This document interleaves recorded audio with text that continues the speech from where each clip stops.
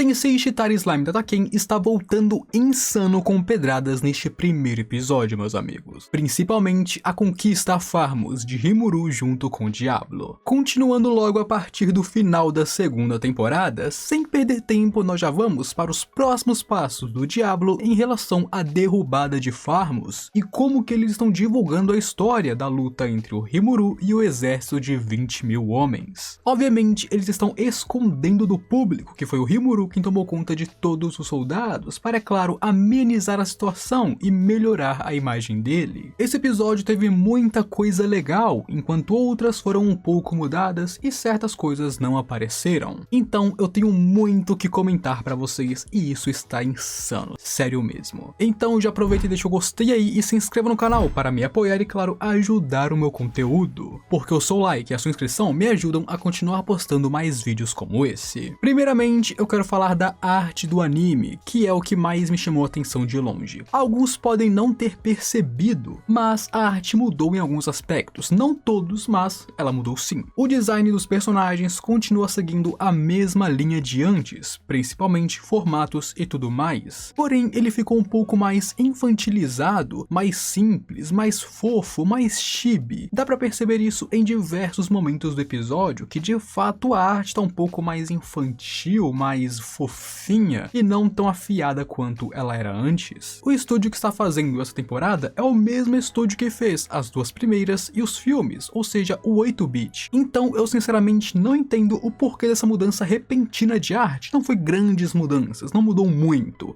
mas mudou sim. O meu mano Nath do Discord me disse que talvez pudesse ser por cortes de custo, já que recentemente eles fizeram os OVAs e, claro, um filme pra Tensura, enquanto por outro lado pode às vezes ser apenas uma mudança de coração e eles decidiram que iriam mudar para se adaptar um pouco melhor ao mercado hoje em dia. De fato, eu não sei por que a mudança de arte e não está completamente diferente, ainda está muito fiel ao que era antes, mas essa mudança realmente me trouxe uma certa irritação porque eu não estou acostumado com ela, então toda hora eu ficava falando, nossa, como esse personagem mudou, como aquilo mudou e tudo mais, sabe? Não ficou feio, tá bem bonito pra falar a verdade, mas eu sinto que a animação anterior era um pouco mais bonita. A temporada começa diretamente de onde a segunda temporada acabou, com a continuação do Walpurgis, que ainda não foi encerrado. No caso, depois de resolver os assuntos sérios e as coisas que realmente importavam, tem início o banquete, porque sim, esse é o banquete Walpurgis, não se esqueçam que tem um banquete no nome. Então depois de toda a conversa séria, eles vão jantar. Sim, já pode almoçar. Vemos que lordes demônios como Leon e Ruminas, que são mais reclusos nas deles e tudo mais, saíram assim que a parte importante acabou, enquanto o resto ficou para jantar despretensiosamente. Onde essa parte não é grande coisa, mas no original, a Frey e o Carion já teriam ido embora, porque como agora eles são servos da Melim, eles tinham coisas para resolver, porque até agora eles eram governantes e agora serão subordinados, então eles saíram para ir resolvendo as coisas e, claro, mudando tudo, e não ficaram no Walpurgis junto com a Melim. Por um tempo nesse banquete nada de muito importante rolaria, afinal as coisas importantes realmente já passaram, isso aqui é apenas o encerramento de tudo, eles trocando uma ideia, se conhecendo, comendo, bebendo, umas cenas mais para descontrair o público e tudo mais. Mas uma coisa que eu acho importante citar é que o Rimuru foi embora justamente quando a Ramírez desmaiou de bebida, de propósito por sinal. Vocês se lembram que a Beretta estava comentando com o Rimuru de que a Ramírez queria se mudar para o território dele? Eles meio que começariam a flertar com essa ideia, a Ramírez jogaria mais indiretas, a Beretta concordaria com isso, e o Rimuru, nada besta, já sabe o que eles querem. Então assim que a Ramírez caiu dura, ele vazou dali rapidinho, porque assim ela não entraria no assunto de querer seguir ele de volta para Tempest. Basicamente ele saiu rapidão quando ela desmaiou justamente para evitar que a Ramírez puxasse o assunto de se mudar para o seu país. Uma coisa que esse começo deixa bem claro é que Tempest está viva como sempre, alegre, com as pessoas trabalhando e a reconstrução da cidade indo sem problemas. No caso, seria o ideal, a melhor coisa que poderia acontecer com essa grande nação de monstros. E então passamos para Diablo, começando a falar sobre o que realmente importa para este episódio e arco, a introdução do arco. No caso, a Queda de Farmos, onde inclusive se você quer spoilers do que acontece, eu postei um vídeo agora, clica aí e vai assistir. Ele começou restaurando os cabras para suas formas originais humanas, no caso apenas Raihen e Hazen.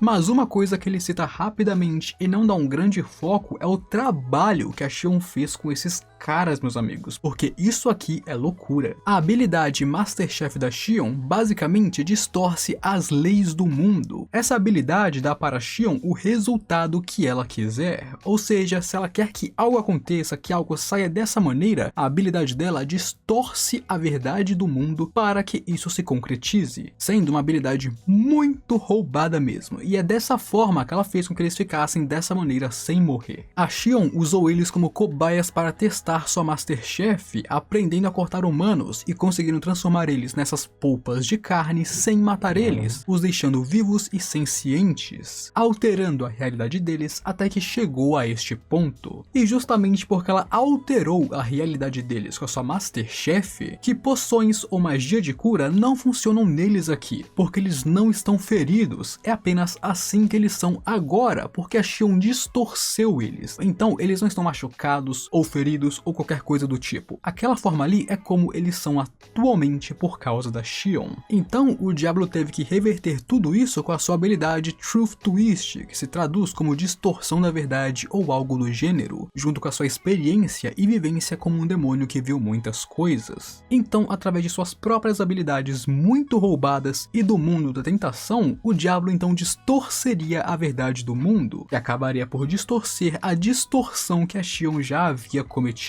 Então, se a Xion fez as regras do mundo se adequarem aos gostos dela, o Diablo foi e distorceu essa verdade, conseguindo assim os voltar para suas formas humanas. Então, de fato, pode parecer simples, mas isso aqui foi uma coisa extraordinária que não daria para acontecer se um dos dois fosse uma pessoa ordinária. Tanto a Xion quanto o Diablo aqui, só nessa cena nos mostraram a força que eles possuem atualmente, sendo obviamente muito poderosos, principalmente Diablo, que conseguiu combater a habilidade da Xion. Além disso, temos quando o Diablo coloca aqueles três sob o seu comando, onde ele usaria sua habilidade única, Tentador, neles, e aqui não é explicado nada sobre ela, e normalmente seria explicado o mínimo, não completamente, mas algumas coisas bem interessantes. Basicamente, essa habilidade coloca aqueles que se submetem ao Diablo sob o controle dele. Então, por exemplo, se esses três sequer pensar em traírem o Diablo, ele saberá imediatamente. Eles não poderão enganar ele e muito menos ir contra ele sem que ele saiba. Além disso, se ele desejar, eles morrerão imediatamente, já que suas vidas estão em suas mãos. E por isso que essa é uma habilidade monstruosa, mas isso é apenas a ponta do iceberg, porque ela é muito mais cruel. E aqui, novamente, Hazen nos faz questão de lembrar o quão monstruoso o Diablo é como um primordial. Isso é algo que quem vê apenas o anime não entende ainda, por que ele ser um primordial, o primordial preto no ar, é tão importante, porque ele é tão poderoso e perigoso assim. Vocês ainda não entendem isso, mas logo logo entenderão porque será explicado ainda essa temporada. Mas sim, amigos, o Diablo é cabuloso, tá bom? E logo nós chegamos em Farmos, com os nobres ali começando com o plot principal, e só de pensar nisso me dá muita raiva, porque meu Deus, quem aguenta esses nobres? Sério mesmo. Eu sou conhecido aqui no canal por ser o maior hater de nobres que já viram, porque toda obra que tem nobres, eu sempre estou contra eles. Meu Deus, nobre é pior do que praga. Onde, novamente, essas cenas com esses nobres apenas nos mostram que nesse mundo, os humanos são piores que os monstros, sendo muito mais nojentos do que eles. E, inclusive, esse senhor aí, que ajudou o Hazen a acalmar a multidão algumas vezes para que ele pudesse falar, na verdade é um nobre que Diablo contatou com antecedência, então meio que ele está envolvido com o que está acontecendo ali, ele está de acordo com os planos do Hazen, do Diablo e do Raihen, tanto que é por isso que de vez em quando ele guiava a situação para uma coisa mais favorável para o Hazen, acalmava os nobres e deu até aquele aceninho para o Hazen, onde eles se olharam, deram aquele aceno e falaram, tá bom, tá tranquilo. Então sim, ele está do lado deles porque o Diablo o contatou com antecedência. E logo ficamos sabendo a história absurda de Veldora ter ressuscitado por causa da guerra. Para nós é muito engraçado ver isso, porque sabemos que não foi assim, e sim que o Rimuru ceifou 20 mil vidas humanas. E muitas pessoas que assistem ficam nervosas com o fato de que o Rimuru está ocultando suas próprias conquistas. Eles ficam nervosos que as pessoas não sabem o quão poderoso é Rimuru e que ele está escondendo que ele mesmo destruiu um exército. Mas se lembrem, pessoal, o Rimuru quer coexistir com os humanos, ele quer viver em paz e harmonia com os humanos. Então ele ser um Lorde Demônio já não ajuda muito, ele ser um monstro já não ajuda muito. Se ele ser um Lorde Demônio, um monstro que aniquilou um exército de 20 mil, isso definitivamente não ajudaria. Então assim colocaram o Veldora, que já tem uma imagem horrível pelas pessoas há centenas de anos, como o culpado pelo desaparecimento de um exército, é muito melhor para sua imagem. Além disso, ao saberem que foi Veldora e não Rimuru que lidou com todas essas pessoas, os inimigos do Rimuru irão subestimar ele, pensando que ele é fraco, que ele se esconde atrás de um dragão, e assim é melhor para ele nas suas lutas, porque eles não saberão do que ele é capaz. Então entendam os motivos pelo qual o Rimuru não expôs que ele é todo poderoso e aniquilou um exército, e sim deixou tudo para o Veldora enquanto se escondia e claro, escondia seus feitos. Por exemplo, é a mesma coisa quando ele derrotou o Orc Lord e deixou o Yom assumir a culpa por causa disso, porque assim as pessoas não o veriam como nossa, que ameaça, e sim como um monstro que trabalha com humanos para derrotar monstros que são muito perigosos. E logo teríamos a entrada de Yom e seu grupo, onde no original o Raihen entraria primeiro, mas isso não faz grande diferença e não importa muito, mas apenas para falar que o Raihen normalmente entraria primeiro, falaria um pouco e então o Yom entraria. E o motivo oficial do Yom ter entrado aqui, no anime não foi deixado muito claro, mas é para salvar o Edmaris. Embora tenha sido meio confuso o motivo dele estar ali, já que em nenhum momento é explicado, no original ele falaria que conseguiu convencer o Rimuru a dar uma poção que pudesse salvar o Edmaris dessa forma de carne. E por isso que o Diablo está ali, meus amigos, porque é ele quem irá curar o Edmaris. No caso, ele irá usar seus poderes para salvar o Edmaris, falando que foi a poção, meio que divulgando as poções de Tempest, porque sim, o cara é um marqueteiro nato. Ele viu a chance e já começou a anunciar seu próprio país. E por outro lado, temos esse nobre que é muito chato, pelo amor de Deus, ele estressou todo mundo. Eu tenho certeza que todo mundo ficou muito feliz quando ele foi congelado. Apenas me deixe dizer que esse cara é muito idiota e burro, mas ele não era ignorante. Ele foi burro porque ele fez tudo isso conscientemente. Esse cara sabia completamente a importância de Yom para Farmos, que ele é conhecido como um campeão e é extremamente famoso entre o povo. Ele também sabia que o Yom teve relação com a salvação do rei, e isso é muito importante. Então ele agiu assim de propósito, porque mesmo sabendo de tudo isso, o Yom ainda é um plebeu e ele queria acertar a sua dominância. Ele queria agir de forma arrogante como um nobre e colocar um plebeu em seu lugar. Ele sabia de tudo e da importância do Yom e agiu de forma burra de propósito porque ele queria ser o nobre superior. Então sim, ele não era ignorante, mas era muito burro. E inclusive, essa parte onde o Hazen congela ele não acontece no original. No original, o Hazen começaria a gritar com os nobres para que eles calassem a boca, perdendo a paciência com eles e mostrando o quão sério ele estava, enquanto no mangá que ele congelou esse nobre. E bom, com o anime também fazendo isso, parece que ele está seguindo mais o mangá do que a própria novel, o que de forma alguma é ruim, tá? O mangá é muito bom, adapta muito bem a novel, mas não é o original. O anime parece estar seguindo bastante a linha do mangá, o que não é ruim, mas eu fico um pouco preocupado se ele continuar fazendo isso. E pra mim, as cenas mais legais nesse castelo é quando o Diablo começa a se irritar e geral fica em choque com medo do que ele poderia fazer ali, quase cagando nas calças de medo. Afinal, é o Diablo, né, rapaziada? Mas uma coisa surpreendente pra vocês também é que o Diablo não tinha intenção de derrotar ninguém ali, sabia? Obviamente, o Diablo estressado, com certeza, normalmente aniquilaria aqueles nobres, sem sombra de dúvidas, e por isso eles estavam com medo. Mas o Diablo aqui deixou claro que ele não iria fazer nada com ninguém, porque isso iria contra o Rimuru. Se ele fizesse isso, causaria danos aos planos e, claro, à imagem do Rimuru, e ele nunca faria isso com seu mestre. Então, nessa situação, o Diablo nem sequer pensou em aniquilar esses nobres, embora todo mundo estivesse com muito medo disso. E outra coisa que essa reunião deixa bem claro é que o povo de Farmos, os nobres, nunca pensaram em Tempest, na nação de monstros, como um país em tempo integral. Para eles, Rimuru era um auto-intitulado governante e não um real governante. Ele e os monstros era apenas uma junção de monstros que se auto-intitulavam um país, e por isso eles se achavam no direito de fazer o que quisessem, conquistar, roubar recursos e tudo mais. Então foi por isso que quando o Edmaris reconheceu Diablo como um emissário da nação de Tempest, eles ficaram muito chocados, porque isso significa que o rei reconheceu Tempest como uma nação, algo que eles não tinham feito até agora. E outra cena que eu achei bem interessante comentar é que o Diablo não apareceu diante do rei do nada, tá amigos? Na verdade, o Diablo calmamente, lá de trás, caminhou calmamente até o rei, sabiam? Nesse tempo, sim, os guardas reais teriam sacado suas armas contra o Diablo e o mandado parar, mas ele ignorou eles e continuou calmamente seguindo em frente, onde eles não fizeram nada porque eles estavam aterrorizados para com o Diablo. Eles sabiam, seus instintos estavam tinindo que se eles se movessem, eles morreriam. E o próprio Diablo disse que eles fizeram bem, porque seria uma pena manchar de sangue essa ocasião. Então sim, amigos, o Diablo não se teleportou para frente do rei, ele caminhou calmamente exercendo sua dominância e poder. Então esse rolê dele aparecer diretamente na frente do rei como se nada tivesse acontecendo é algo que o mangá fez, e então o anime trouxe para cá também. O que novamente nos mostra uma clara inspiração do anime no mangá e não na light novel, porque fala sério, o Diablo andando e ignorando todo mundo seria muito mais badass. Outra coisa incrível aqui é, como eu já disse antes, o Diablo fazendo merchandise das poções de Tempest. Obviamente ele não precisava das poções para fazer isso, mas durante o pouco tempo que ele foi invocado pelo Rimuru, ele fez questão de estudar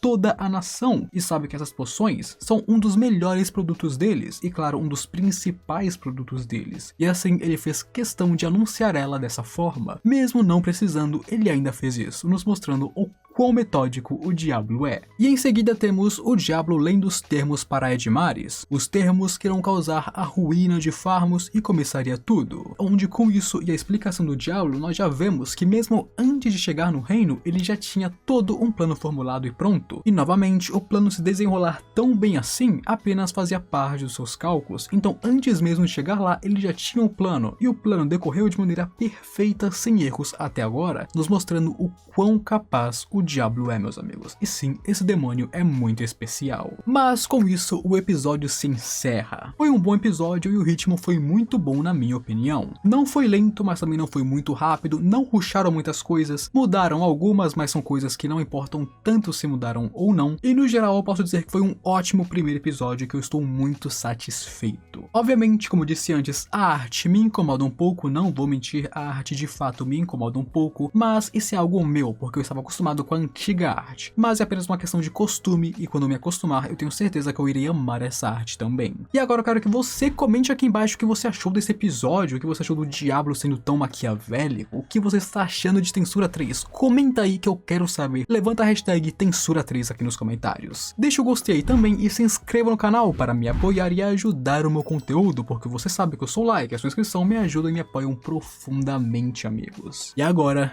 eu fui.